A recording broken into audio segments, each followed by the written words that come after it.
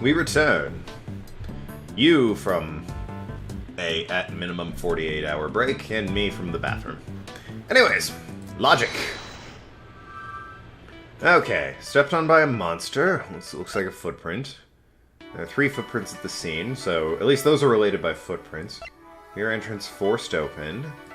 Dented fence, maybe?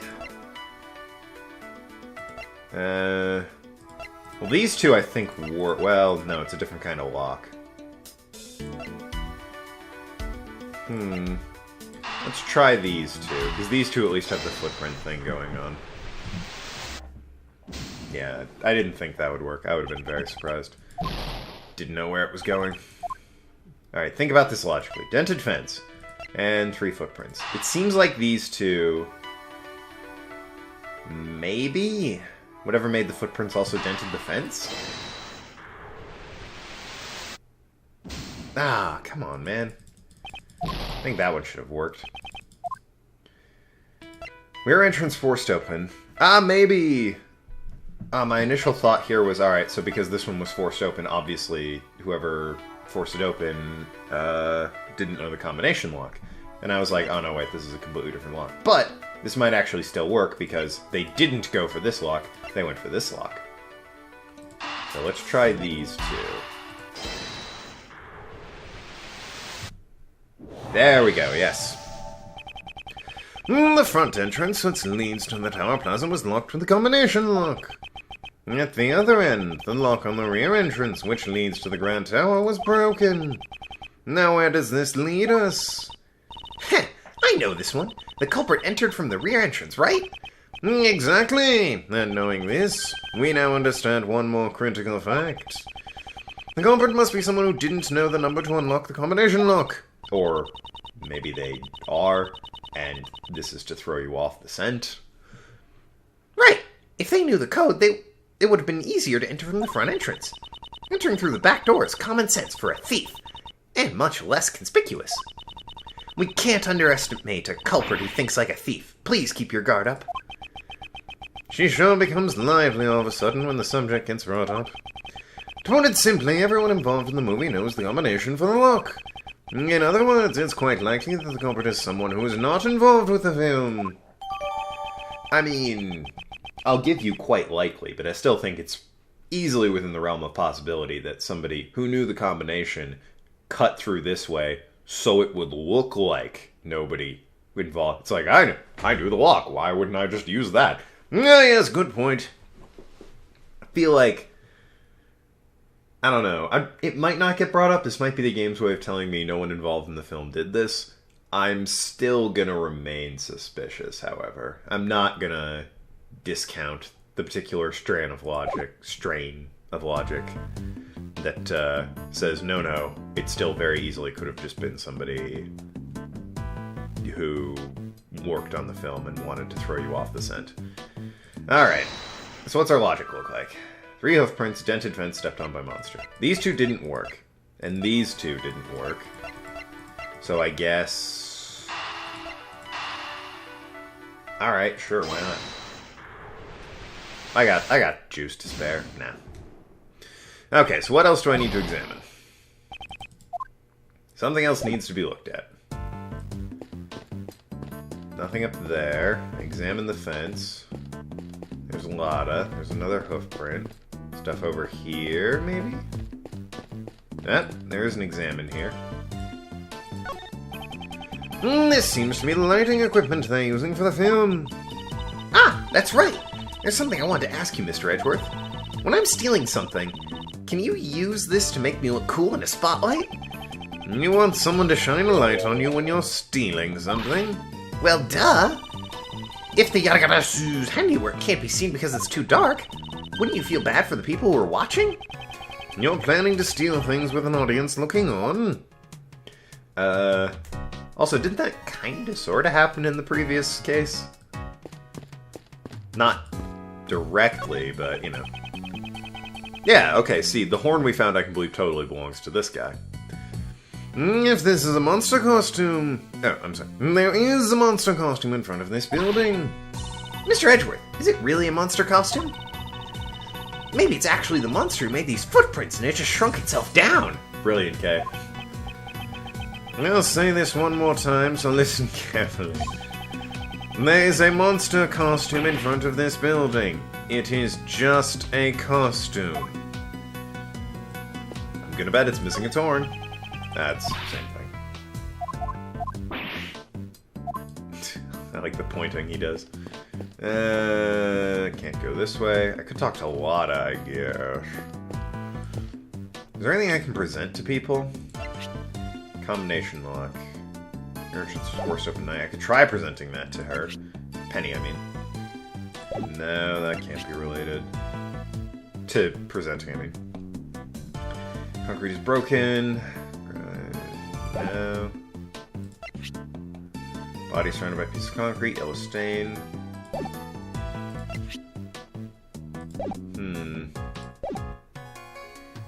What is this one again?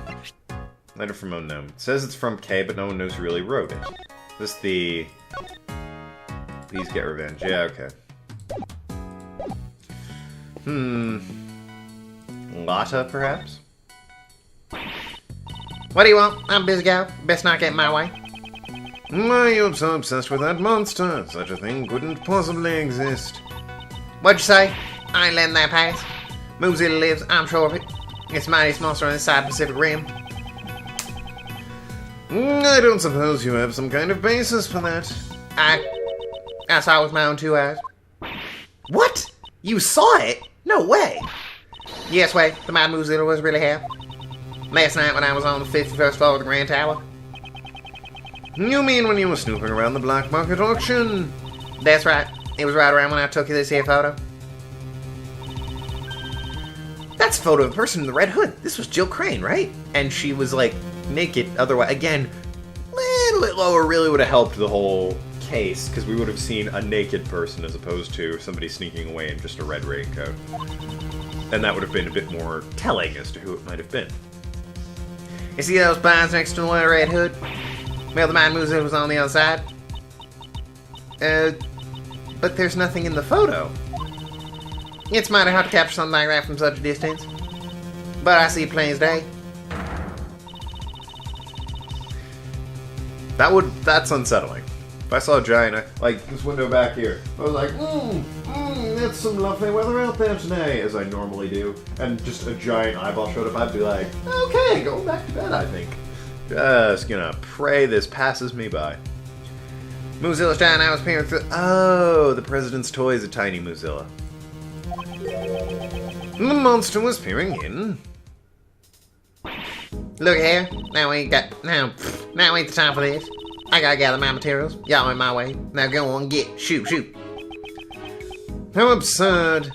Mr. Edgeworth, you must be completely dumbfounded right now, aren't you? Was it that clearly written on my face? Well, I mean, that was interesting, but we didn't gain anything from that.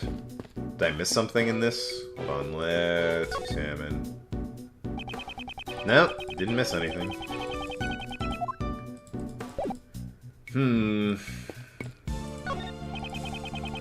No, can't examine this particular area.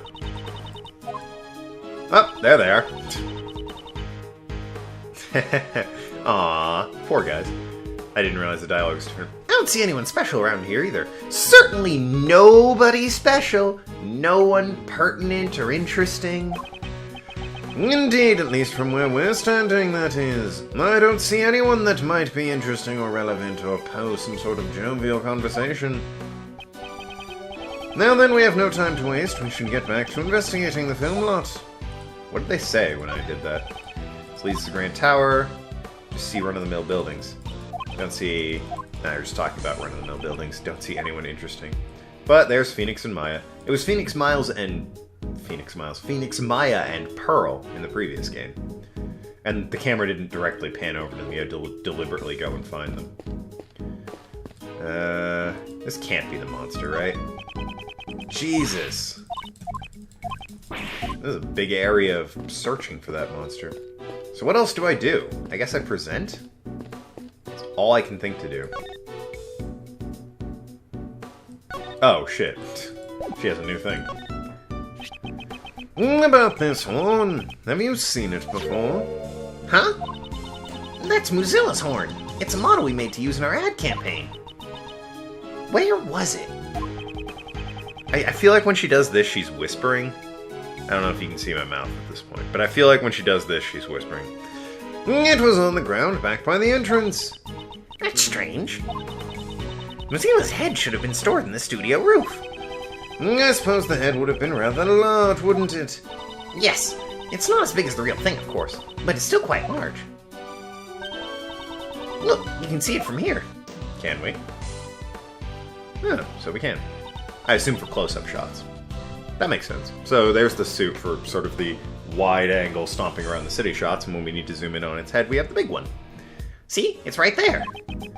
It certainly is large.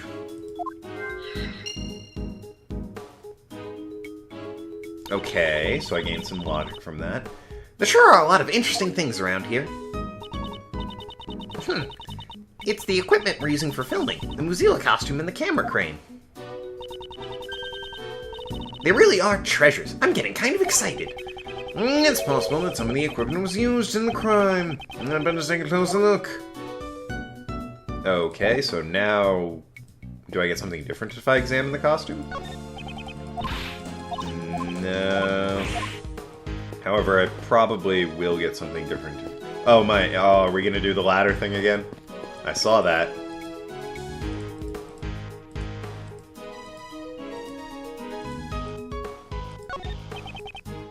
Nah, it's lighting equipment. I thought we were gonna do the step ladder, narrow-minded cultural assumptions bit again.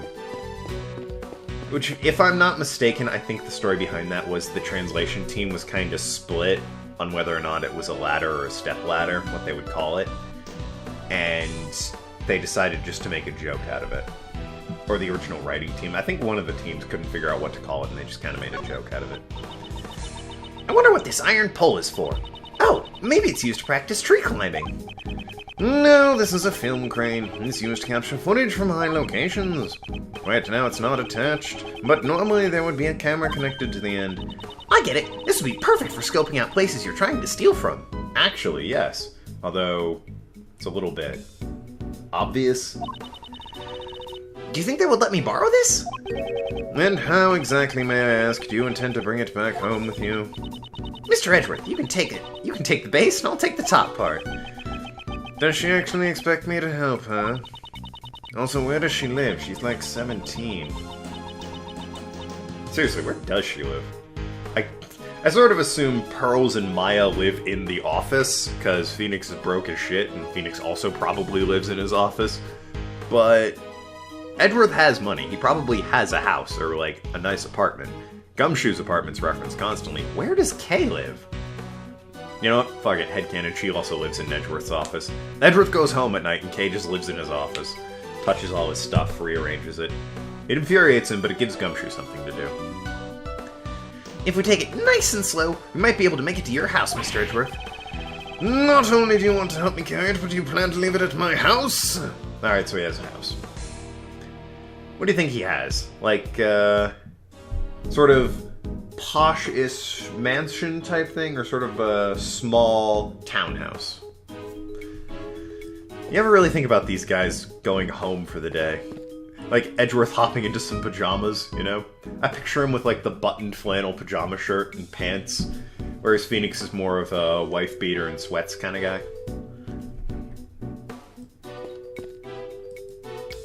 Edgeworth does have slippers, but they're not bunny slippers. They're just slippers.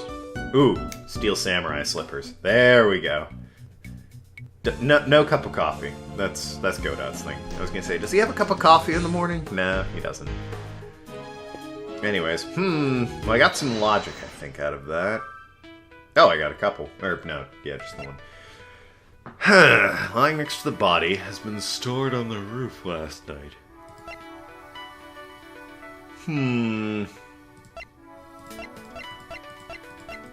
Maybe? I can't imagine the horn connects to the fence or the 3 footprints in any way. Nah, didn't think so. Worth a shot, though. I am running out of that. Gotta be more careful. Well, I examine the equipment. Can I talk to Wada again, or... maybe I examine this stuff. Yeah, okay. Ah! It's one of those sheets you lay out on the floor when you're having a picnic. It's definitely a vinyl sheet. However, I don't think it's for picnics. Yeah, it's more supposed to be a blanket or a tarp. Mr. Edgeworth, if I may, that's actually a waterproof sheet. It's used with the camera crane over there. We'll cover the camera crane when it's raining. Then this sheet must be pretty big. Yes, it would be pointless if we didn't cover the entire crane. The weather was overcast yesterday, so we've been using it quite a bit. Okay. Didn't really add anything again, however. Maybe this stuff over here? Ah, for God's sakes. Alright, well, I've looked at the lighting equipment, I've looked at all this equipment.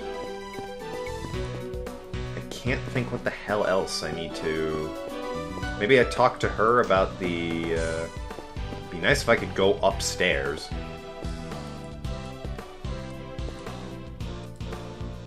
Talk to her, I guess. About this chain, maybe. Ah, that's... Do you know something about this? Huh? I'm sorry. I was just mistaken. Lately, the prescription for my glasses has been quite right. Deeply apologize for my shameful behavior. That's not something you need to apologize for. Alright, so she doesn't know anything. Got anything new to say, Lang?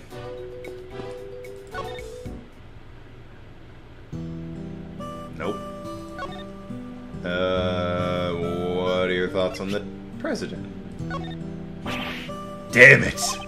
You don't have to show me that. Whoever killed the president, you can be damn well sure I'm gonna catch him. Agent Lang! Whenever President Hong is brought up, he seems to lose his composure. I kind of feel bad for Mr. Lang. Isn't there anything we can do for him? Yes, and it's for that reason we must listen carefully to what he has to say. Oh well, he said everything. It must be a logic thing I'm missing then. And I tried all these three, so it's Broken Horn. Has been stored on the roof last night.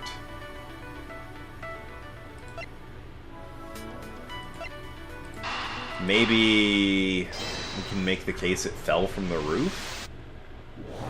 I guess. The dent in this fence, and then the broken horn. Neither of these things were there yesterday evening. Based on that fact, these two things have changed. Ah, could Missoula's head have... Indeed, the head that was on the roof may have tumbled down to the ground. Possibly. Are we gonna really insist that this is... This is a new possibility, which would mean that...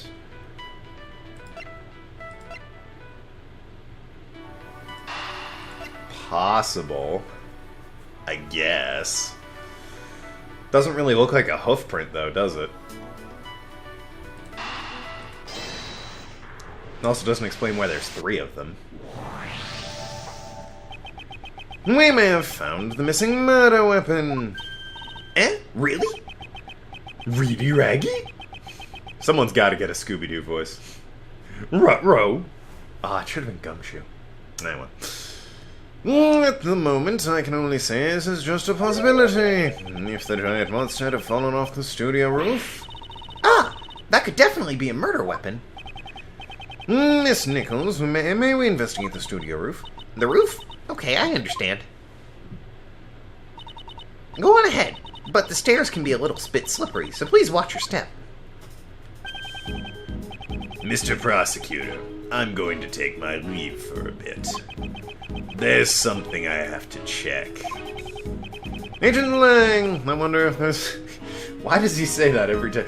Agent Lang! And I know it's his inner monologue, but, like, you've interacted with him for a good 10 minutes here. At least. And spoken to him multiple times. Ugh. I wonder if he's caught on to something.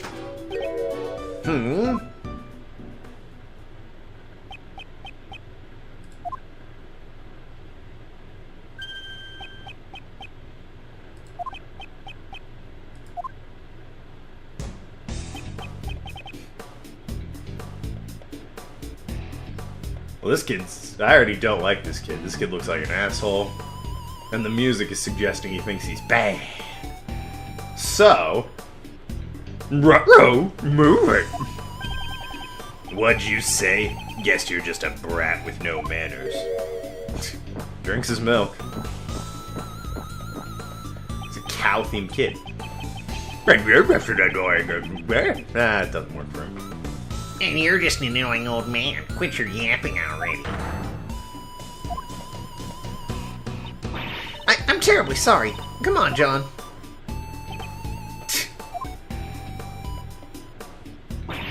Oh, what are you doing? Who was that? That is his voice. I'm not changing it.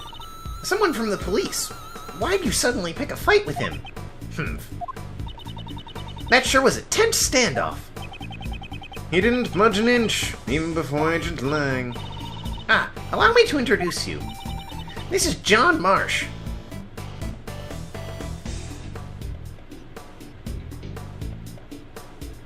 That name. That's gonna bother me. That's a reference to something. He's the lead actor in our movie. The lead actor is this child.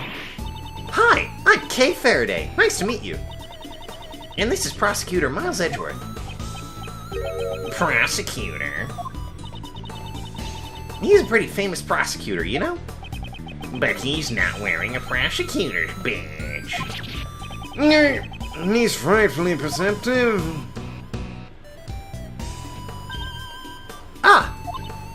John, it's probably better if you didn't go over there.